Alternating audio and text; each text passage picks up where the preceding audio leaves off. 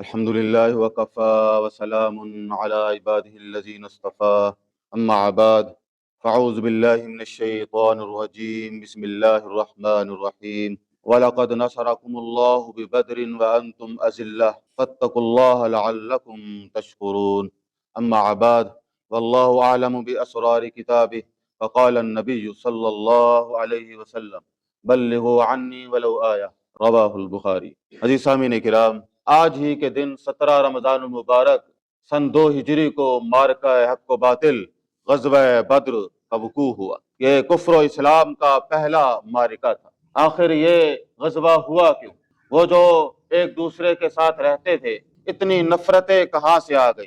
اتنی دشمنی کہاں سے پیدا ہو گئی؟ وہ نبی جو نبی رحمت تھے، وہ جو سراپا صداقت و امانت تھے، اور جن کے ہاتھ سے کسی کو کبھی تکلیف نہ پہنچی تھی، جن کی زبان نے کسی کا کبھی کوئی نقصان نہ پہنچایا تھا، وہ جو تصویر محبت تھے، وہ محبت کے پیکر تھے، انہی کے خلاف اتنی نفرت کیوں ہوئی؟ وہ ہستی جو انسان کامل نہیں بلکہ انسانیت ساز تھے، ان کے خلاف اتنی عداوت کیوں ہوئی؟ آخر وجہ کیا تھی؟ وہ جو ہستی جو انسانوں ہی کے نہیں بلکہ چرند و پرند یہاں تک کہ درختوں کے حقوق کے بھی علمبردار تھے، ایسی ہستی کہ جن کے ساتھ اتنی نفرت کی گئی کہ جن کے دین میں عدل ہی سب کچھ تھا، وہ جو یتیموں کا سہارا تھے، وہ جو مساکین کا بلجاؤ ماوا تھے، آخر ان سے اتنی نفرت کیوں ہوئی؟ کہ خاندان بھی اپنا تھا، مگر وہ نفرت کے اندر اتنے اندھے ہو گئے کہ اپنی جان و مال کی بازی لگا دی۔ وجہ کیا تھی؟ وجہ صرف ایک تھی کہ جب نبی کریم صلی اللہ علیہ وسلم نے کلمہ حق کا اظہار کیا اور آپ نے ہر جگہ فرمایا قولوا لا الہ الا اللہ تفلحوا، کہ لا الہ الا اللہ پڑھو تو کیا ہو جاؤ گے؟ فلاح پا جاؤ گے۔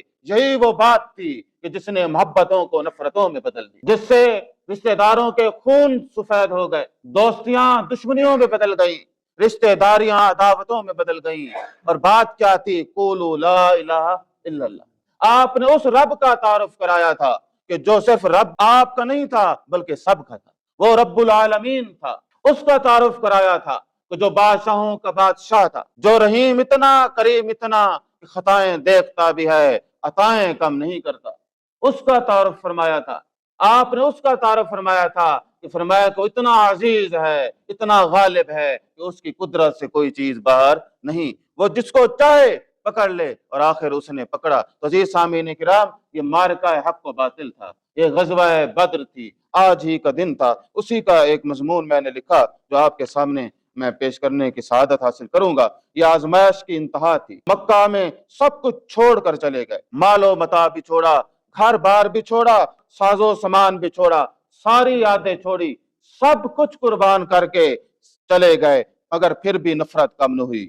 یہ وہ نفرت تھی جو حیوانیت کا مظہر تھی، وہ تعصب جو عقل و فطرت کے خلاف تھا، وہ جہالت جو حق کے خلاف چراغ کو بجھانے پر تلے تھی۔ آج 100 میل کا فاصلہ طے کر کے مرنے مارنے کے لیے کافر چلے آ رہے ہیں۔ یہ جنگ ایمان و کفر کا فیصلہ تھا، یہ بتانے کے لیے تھی کہ باطل جتنا بھی زور لگائے، سچائی کا ایک وار اسے پاش پاش کر ہی دیتا ہے۔ مشرکین مکہ اپنے خداؤں کے غرور کو بچانے نکلے تھے، مگر بدر کی زمین نے گواہی دی کہ ابو جہل کی لاش کے ساتھ اس کے خداؤں کو بھی دفن کر دیا گیا۔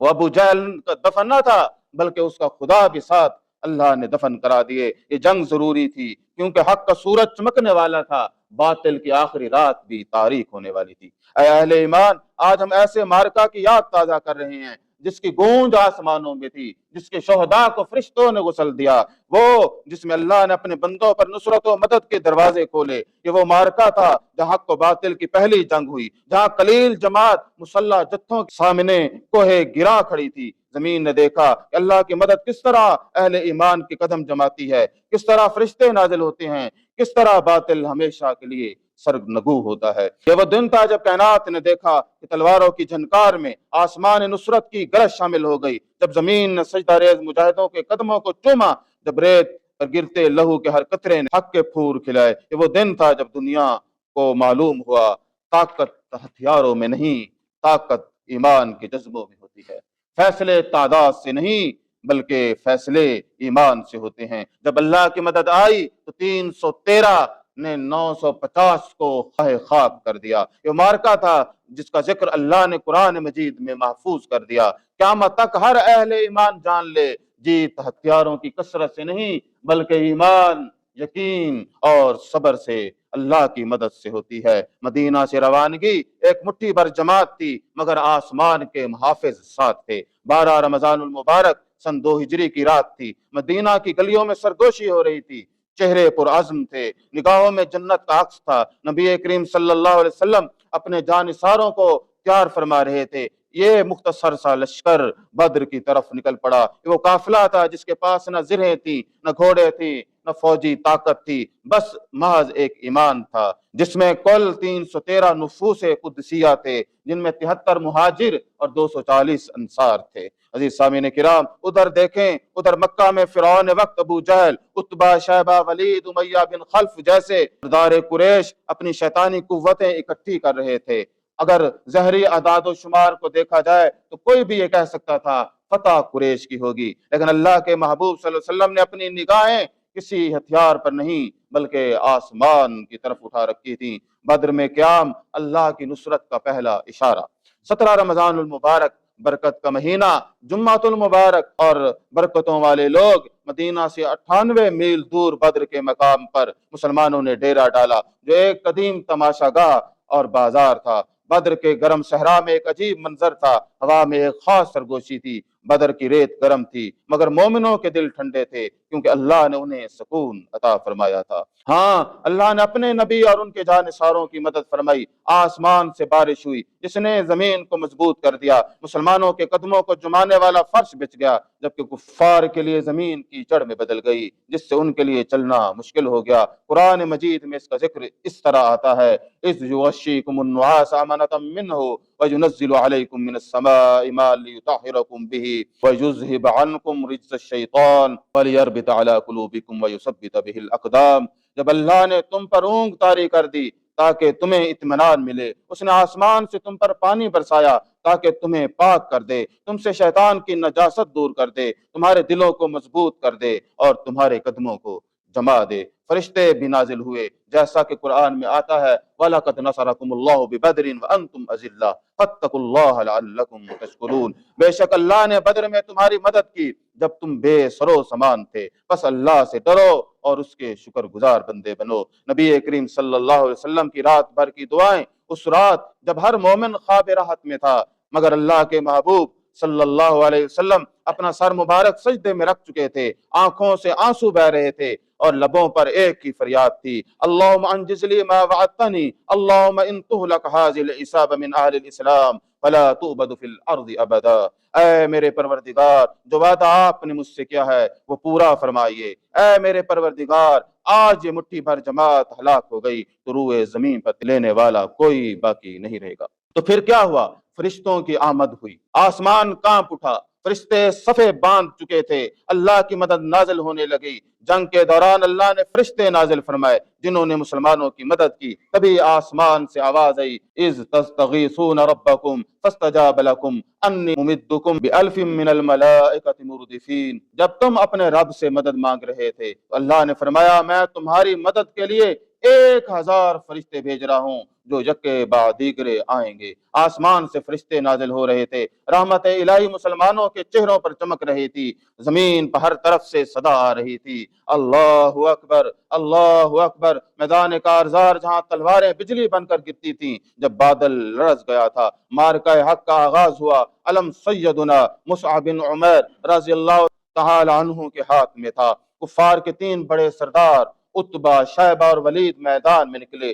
ان کے غرور اور تکبر کی آنچ دور سے محسوس کی جا سکتی تھی۔ ایک طرف بہادر تھے، دوسری طرف اوباش تھے، لیکن دیکھو، مسلمانوں کی صف سے 3 جری نکلے: سید الشہداء حمزہ رضی اللہ تعالی عنہ، علی المرتضی اور عبیدہ بن حارث رضی اللہ تعالی عنہم۔ حمزہ کی ضربت نے شیبہ کا تکبر خاک میں ملایا، علی کی تلوار کی بجلی کی طرح چمکی، ولید زمین پر تھا۔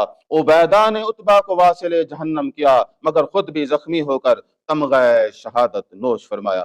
اے اہل ایمان، یہ محض تلواروں کی جنگ نہ تھی، یہ دو نظریات کی جنگ تھی، یہ دو عالموں کے بیچ ایک آخری فیصلہ تھا۔ باطل ہمیشہ کے لیے فنا ہونے والا ہے، فتح ہمیشہ حق کی ہوگی۔ یہ پہلا معرکہ تھا جب کفار کے دل دہل گئے، ان پر خوف طاری ہو گیا۔ ابو جہل کی موت اور کفار کی شکست، جنگ اپنے عروج پر تھی، کفار کی صفیں ٹوٹنے لگیں، قریش کے بڑے بڑے سردار خاک ہونے لگے۔ ابو جہل جو خود کو مکہ کا فرعون کہلواتا تھا، زمین پر پڑا تھا۔ عبداللہ بن مسعود رضی اللہ تعالیٰ عنہ اس کے سینے پر چڑھ گئے اور وہ غرور سے بولا، مجھے نیچا مت سمجھنا، میں بڑا سردار ہوں۔ جناب ابن مسعود نے فرمایا، آج تو ذلیل ہے۔ تلوار کا آخری وار کیا اور ابو جہل کا سر تن سے جدا کر دیا۔ بدر کی زمین پر تقدیر نے فیصلہ لکھ دیا۔ اللہ اکبر کی گونجتی صدائیں کفر کے سینوں کو چیر رہی تھیں، اللہ اکبر کی گرجتی صدائیں کفر کے ایوانوں میں زلزلہ برپا کر رہی تھیں، سینے دہر رہے تھے، دل لرز رہے تھے،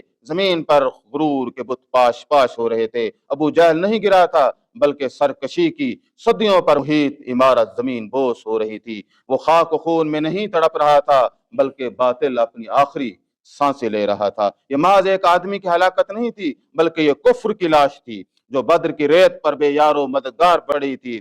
وہ خداؤں کا لمبردار جو آج اس کے جھوٹے خدا بھی اس کی فریاد سننے کو قاصر تھے۔ نہ لات کام آیا، نہ عزا کام آیا، نہ منات کام آیا، اور حبل بھی خاموش تھا، کوئی بھی ہل نہ سکا۔ ابو جہل نہیں مرا تھا، بلکہ وہ سارے بت مر کر دفن ہو گئے جنہیں صدیوں سے پوجا جا رہا تھا۔ بدر کی ریت نے فیصلہ سنا دیا، باطل ہمیشہ کے لیے سرنگو ہو چکا تھا، حق کا آفتاب طلوع ہو چکا تھا۔ آج کوئی ابو جہل کا نام لیوا نہ تھا، کوئی اس کے خداؤں کے قدموں میں سر جھکانے والا نہ تھا۔ وہی خدا، وہی معبود، وہی طاقت کے بت جن پر وہ تکیہ کرتے تھے، آج خاک میں بے نام و نشان پڑے تھے۔ ابو جہل کی موت نہیں، یہ کفر کی موت تھی۔ یہ ایک فرد کی شکست نہیں، ایک باطل نظریے کی شکست تھی۔ مسلمانوں نے 70 کفار کو واصل جہنم کیا اور 70 ہی کو قید کیا، اور وہ خوش نصیب جو بدر کے مقام پر شہید ہوئے، ان کی تعداد 14 تھی۔ جو سب سے پہلے جانثار مجمع بن صالح جو مولا عمر بن خطاب رضی اللہ تعالیٰ عنہ تھے، وہ عقیل بن بکیر تھے، وہ صفان بن وہب تھے، وہ عمیر بن ابی وقاص تھے، وہ ذو الشمالین تھے، عمرو بن عبد الخزائی تھے، عبیدہ بن الحارث بن عبد المطلب تھے۔ عزیز سامعین کرام، یہ مکہ کے شہداء تھے۔ انصار کے شہداء حارثہ بن سراقہ، سعد بن خیثمہ، رافع بن معلہ، معوذ بن عفرہ، معاذ بن عمرو بن الجموح، یزید بن الحارث، عمرو بن الحارث، عباد بن عبداللہ، یہ وہ خوش نصیب صحابہ تھے جنہوں نے غزوہ بدر میں جام شہادت نوش کیا، تاریخ میں ہمیشہ کے لیے امر ہو گئے۔ عزیز سامعین کرام، اسی طرح قریش کے قیدی اور مال غنیمت، اس جنگ میں 70 کفار مارے گئے، 70 قید ہوئے۔ ان قیدیوں میں عباس بن عبد المطلب، رسول اللہ صلی اللہ علیہ وسلم کے چچا، سہیل بن عمرو، مکہ کے معروف خطیب، نوفل بن الحارث بن عبد المطلب، عقیل بن ابی طالب بھی قید تھے، جو بعد میں شرف اسلام قبول کیا۔ یہ وہ لشکر تھا جس کے بارے میں اللہ جل شانہ نے اس طرح فرمایا کہ قرآن نے بدر کے مجاہدین کو طالوت کے لشکر کے برابر قرار دیا۔ اللہ نے ان پر اپنی خاص مدد فرمائی، فرمایا کہ کما اخرجک ربک من بیتک بالحق وان فریقا من المؤمنین لکارہون، جس طرح تمہارے رب نے تمہارے حق کے ساتھ تمہارے گھر سے نکالا، حالانکہ کچھ مومن اس کو پسند نہ کرتے تھے۔ نتیجہ اس کا کیا ہوا؟ یہ مارکا صرف تلواروں کا مارکا نہیں، بلکہ ایمان، صبر اور یقین کا مارکا تھا۔ یہ وہ مارکا تھا جہاں اسلام کی بقا اور کفر کی شکست کا فیصلہ ہوا۔ یہ وہ دن تھا جب اللہ نے بتایا، طاقتور وہ نہیں جو زیادہ ہوں، بلکہ وہ ہے جس کے ساتھ اللہ کی مدد ہو۔ ہمیں جو سبق ملتا ہے وہ یہ ہے کہ طاقت ایمان سے ہے، تعداد سے نہیں۔ اللہ پر بھروسے کرنے والے ہمیشہ فتح یاب ہوتے ہیں۔ اللہ کی مدد جو ہے نازل ہوتی ہے ان لوگوں پر اگر وہ ایمان والے ہوں، تقوی والے ہوں اور قربانی کے راستے پر چلنے والے ہوں۔ ایمان والوں کے آزمائشیں رحمت ہوتی ہیں، کیونکہ اللہ ہمیشہ ان کے ساتھ ہوتا ہے۔ اے پروردگار، ہمیں بھی بدر والوں کا ایمان، یقین اور قربانی کا جذبہ عطا فرما۔ اے پروردگار، ہمیں بھی اپنے دین کی خدمت کی توفیق عطا فرما، اور ہمیں بدر کے مجاہدین کی طرح صبر، استقامت اور ایمان کی قوت عطا فرما۔ اللہ تبارک و تعالی ہمارا بیٹھنا قبول کرے۔ آخر دعوانا